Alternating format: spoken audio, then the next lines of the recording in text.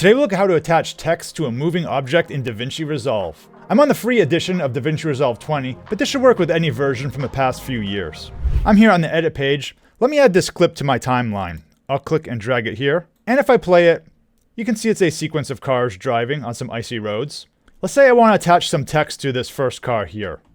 I want to do this for the whole clip, but if you only want to do it for part of the clip, I recommend cutting the clip where you want the text to start. For example, if you want the text to start here, you could select your clip, press Ctrl B, and then you would use this second clip here. But I'll just use it from the start, so I'll press Ctrl Z to undo. And with my clip selected, I'm going to go to the Fusion tab here. So I'll press Fusion, and now we're in this workspace.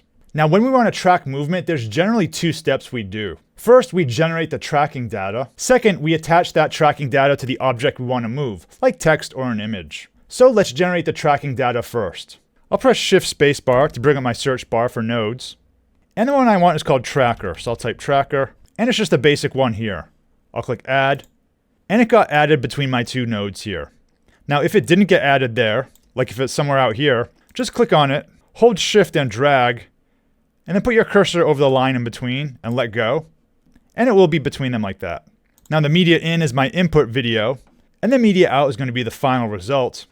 Right now there's no difference because we haven't really done anything. So now let's generate the actual tracking data. So I'll move the playhead to the beginning of my clip here. Let's put it right there. And then what I'll do is I'll click on my tracker here, and you'll see this control on the screen. What you can do is click the corner and position it over your car, like so.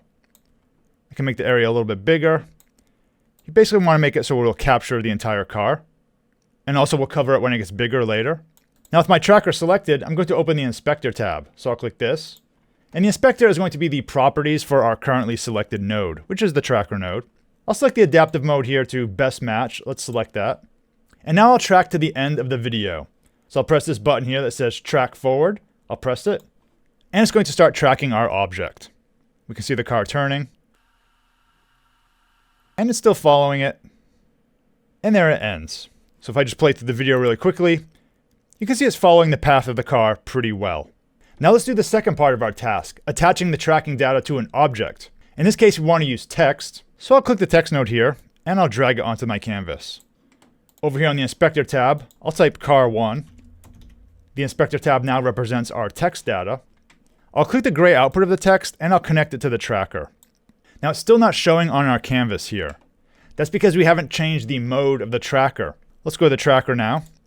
We're going to tell it that we're done with the data collection mode. Now we want to use that data for the text input. So I'll go to Operation here, and instead of None, I'm going to change it to Match Move. Now if I scroll on my timeline, you can see the text is moving. Now we have to position it better relative to the box, so I'll click on the text, and let's click and move it right around here. So let's see how that looks from the beginning. Maybe I'll position it there. Let's play it, and we can see the car1 text is following the car really well. So that's our basic text attachment. Now there's one thing I don't like about this. If you see what happens when the car goes off the edge of the screen, you can see the text kind of bounces around a little bit. Let's see how we can clean up that effect. What I'll do now is open up the Spline editor. So let's click on this button here, Spline.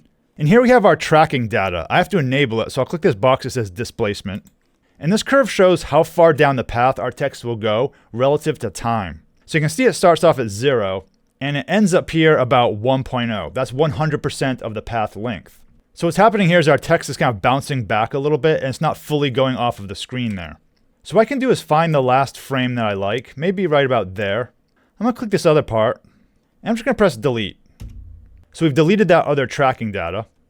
Now what I'm going to do is I'm just going to right click on the canvas here, and I'm going to say Gradient Extrapolation. Now before I do that, notice how the line is going across the 100% mark here, 1.0.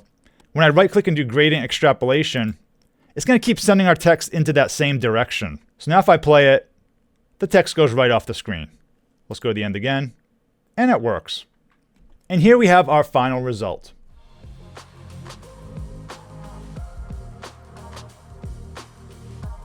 If you're new to Davinci Resolve, check out my free crash course for beginners right here on YouTube. I'll leave a link in the description below.